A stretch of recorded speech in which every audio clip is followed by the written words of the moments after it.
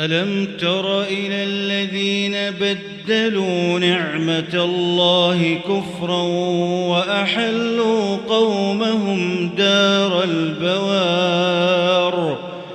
جهنم يصلونها وبئس القرار وجعلوا لله أندادا ليضلوا عن سبيله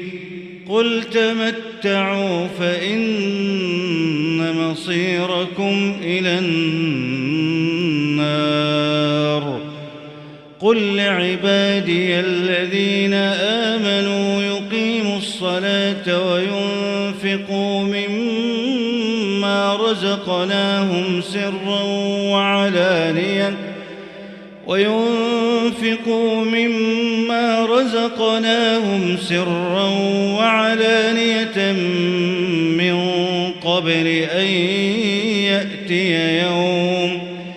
من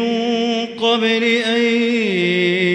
يأتي يوم لا بيع فيه ولا خلال الله الذي خلق السماوات والأرض وأنزل من السماء ماء فأخرج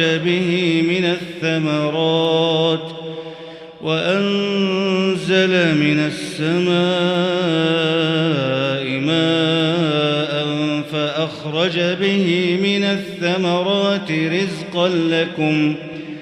وسخر لكم الفلك لتجري في البحر بأمره وسخر لكم الشمس والقمر دائبين وسخر لكم الليل والنهار وآتاكم من كل ما سألتموه وإن تعدوا نعمة الله لا تحصوها إن الإنسان لظلوم كفار.